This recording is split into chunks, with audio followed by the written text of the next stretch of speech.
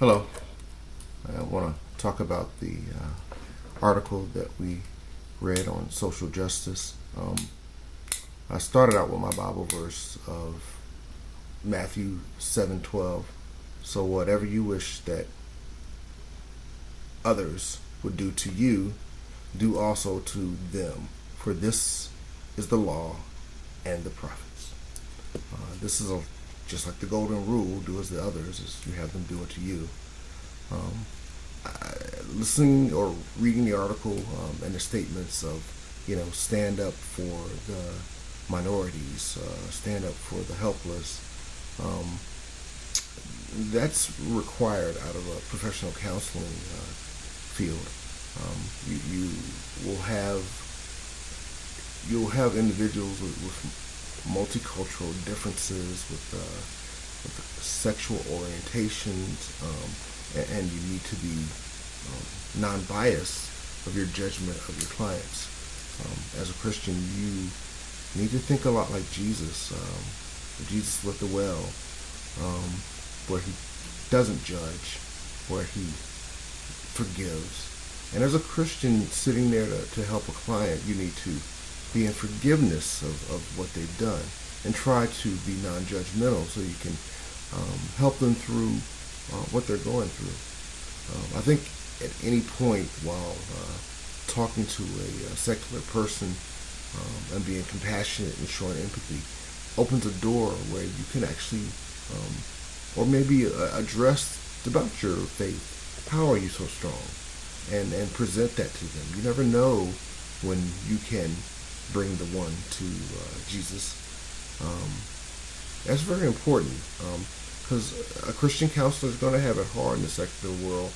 It's going to be very a thin line when you do want to give your opinion on your faith, but you need to be non-judgmental and treat that person with the respect of whatever their issue is.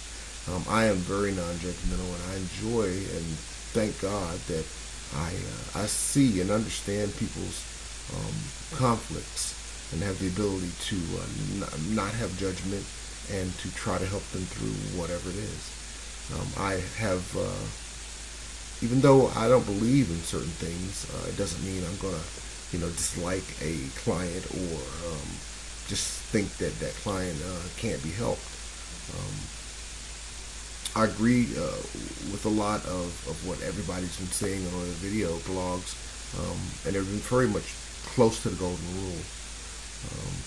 I've been asked by a friend to join the March of Dimes for premature children, and this relates to talking to mothers who are in that position, talking to mothers who may have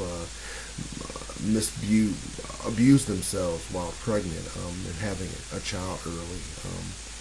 I understand from my own point of view when my own daughter was born early, and see where if they did abuse their bodies, it would really affect them mentally while looking at their child struggling so small and young. I am non-biased, and I pray for the children and the mothers and wish that God would put their hand on them and get them through. That's the same thing I would want someone to do for me, which brings me back to Matthew 7:12. You want to live your life and be treated the way you treat others. Thank you for your time. Thank you for the class.